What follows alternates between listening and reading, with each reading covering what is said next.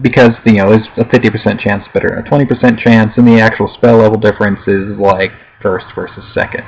She'll cast that because she doesn't want to die to a hail of arrows, and it might happen anyway. So, Bardo, he went next. Next will be Grumpy. Grumpy don't care. Grumpy's his favorite enemy. Grumpy gon' kill. Grumpy gon' kill. Grumpy gon' kill, he don't care. Grumpy gon' kill, he don't care. So 1d20 plus 13. He's going to rapid shot, many shot. He's going for it. 24 hits her every day, all day. And because it's 2d8 plus 14. Actually, hang on. 14, 15, 16, 17, 18. So 18 because you got to double the performance as well. Okay, and I'm going to roll her mischance. 20% chance. We'll say if I roll 80 or above, she's fine. 74. So she takes 25. And she'll get attacked again.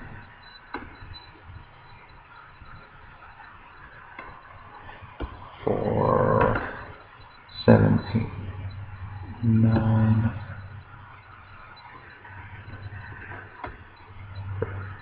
15,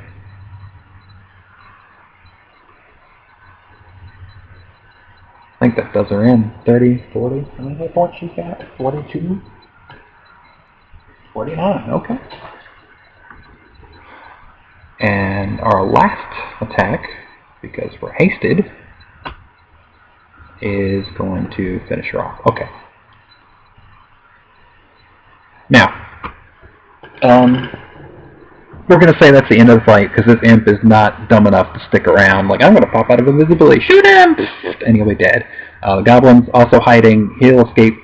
You can consider this imp, if you're running this as a GM, as kind of a I'm free! He'll go off and he'll make trouble for the PCs elsewhere. Otherwise, he's just going to fly off invisible and pretend this didn't happen. And the goblin will go off and warn his superiors once the PCs loot and probably burn the place. And that'll be it.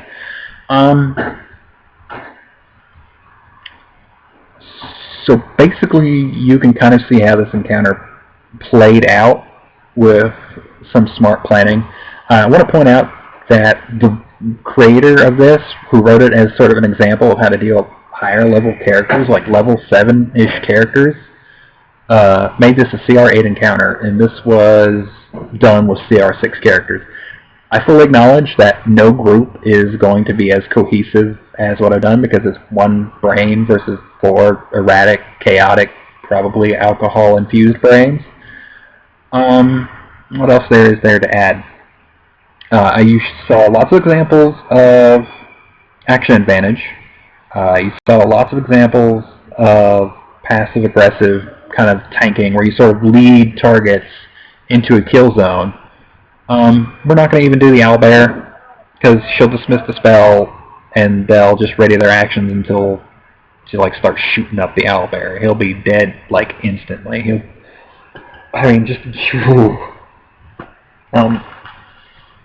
It's also going to talk about, also sort of gets into my the future articles here, because the next article I'm thinking is going to be about buffing, because buffing is one of those things you kind of expected to do sort of the mid to late level sort of stuff.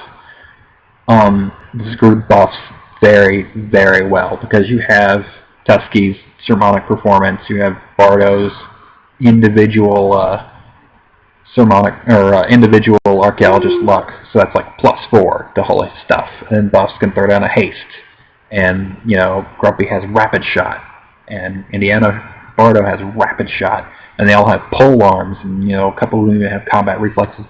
It's a group that buffs very well and uses its action advantage very, very strongly. Rapid shot is an extra attack. Mini shot is an even more attack, and it's a crazy group. None of these are particularly optimized. Individually, if you put them in a DPR Olympic, they are not very good. But when you kind of like think about Forge strategy in the sense that you are not building an individual, you are building a component of a machine, an individual that's part of an adventuring group rather than an adventurer. And that's something I think a lot of people sort of forget. Newer players, it's understandable, don't really know.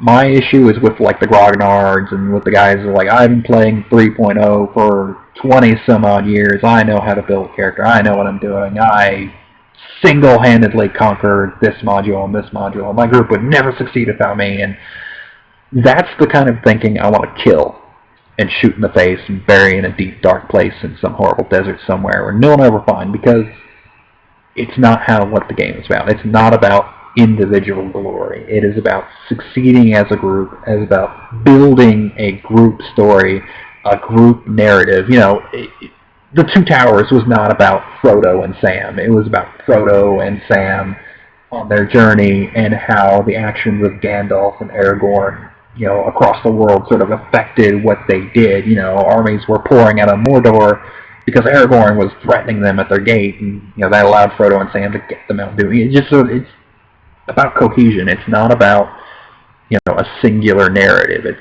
a group narrative, a group story, and that's kind of what the Forge of Combat is a lot about. It's about building a unit that operates as a group, that is a group unit. And of course, people are going to shine. People are going to shine individually. You know, Grumpy certainly shined right at the start. He was this crazy dwarf with his cloak billowing behind him as he comes up behind the palisade and just takes out one goblin, and he takes out Nork, and takes out a couple more goblins. All his mates sort of like climb over the rope, which has DC of 5, by the way. I don't think anyone could fail that, so I'm not really worried about it. The only person who had a chance of failing it, I think, was, in case someone takes issue, is Buffs, who has a strength of 10. She dumped charisma, not strength, which is probably something more people should do with their wizards. What else is there to add? Again, I apologize for anyone who wanted to come into the stream and watch this live. If there are some of you who watched it during this, it probably cut out and dropped a lot of frames, and for that I apologize. Hopefully the actual recorded video will be a bit better. I might try and download the video and edit it down to a YouTube version, which will certainly help. Props to the creator of this encounter. It is a good encounter. It's not a bad encounter. Don't think this is an easy encounter. There's lots of things I didn't really get a chance to use. The owlbear never came into effect because he failed his save against the pit. The goblins never came into effect because we eliminated one and just sort of controlled this corner. Like the whole fight, everyone's like, we're going to charge them, and they just get cut down one by one. If I had to run this a little bit differently, I probably would have run them to where they'd take cover in the stone house once they realized that the dwarf was single-handedly just wiping them out. Other thing I might have done is I would have maybe eliminated a hobgoblin or two, or eliminated the owlbear completely, and put some class levels on these goblins over here in the towers, because these were really, really bad guards. I'm just saying, you don't put people with -1 perception on guard duty, ever. I mean, you could make an argument that they were hiding on top of the towers, but in my mind, in my bastard player character mind, if you see an empty tower on a fort that's supposed to be full of enemies, it's not empty, and just drop alchemist fire on it until whatever's in there pops out screaming and on fire. It's just a bit of a hint. Don't trust the empty tower. Burn it down. I'm getting a bit tired because I've been doing this for about an hour and a half now, so I'm going to go on a little bit further just to fill my thoughts. If you're only interested in like Tactics 101 stuff, you're welcome to click it off now because I'm pretty much done. What I want to get into now, though, is a small chit-chat about getting players, not just characters, to work as a cohesive group. And it's a lot harder than actually building a cohesive group because players have their own ideas. Some players actually think it's all about individual glory. Other players will claim that them being a selfish bastard or them not being tactical is part of their character. The whole being part of their character thing is okay. Actually, it's okay to a point.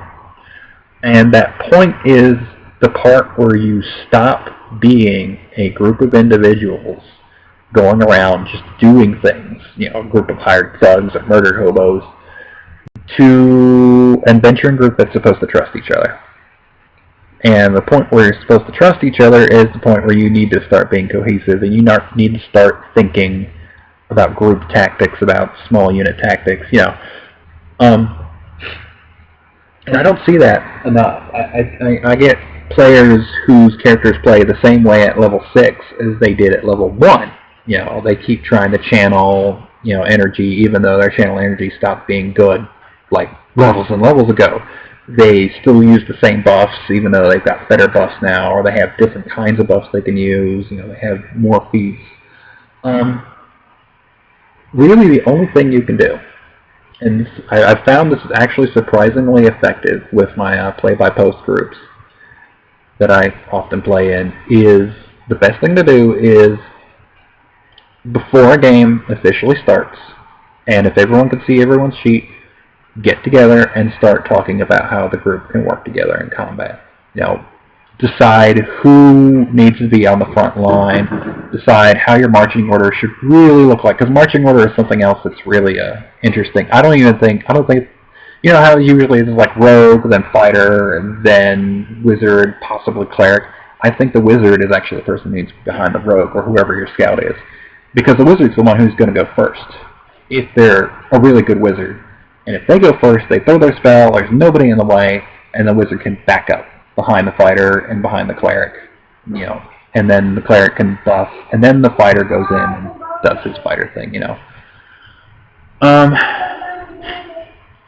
but talk about what your group can do, how cohesive they can be, maybe think about teamwork feats you can take in the future. It's not really required. Some classes don't have room for it. Other classes have plenty of room. If you have, a ranger who doesn't really care about switch hitting or really getting heavy into his combat style, who can get outflanked along with his animal companion and along with the party fighter or the party barbarian, you can produce a pretty dangerous front line just from that alone, just by one feat, and a couple characters acting cohesively. What else there is that? Yeah, the next article is going to be about buffs. And that kind of ties into this, is because you kind of want the right kind of buffs. So anyway, I'm getting tired, and this took a long time. I was really hoping to have some audience participation in this, a little bit of Q&A. Feel free to throw any questions you have into the post where this is. Criticize me, consider things I've missed. I've missed a lot, I know. I'm sure this fight would have been a lot harder. I'm sure the writer would come in like, you did this wrong, she would have came out a lot sooner. She wouldn't have come out in round 4, she'd come out like round 2, and yeah, maybe she should have came out in round 2, but by the end of round 3, there just wasn't anybody left, because that's pretty much when I was thinking she should come out, is when there's like a few more left, but people just got wiped out so fast, because, archery is really good in Pathfinder. I didn't even draw a melee weapon. And that's the other thing, is archery is really good, polearms are really good, unarmed strikes and improvised weapons are also really good. That's a different thought.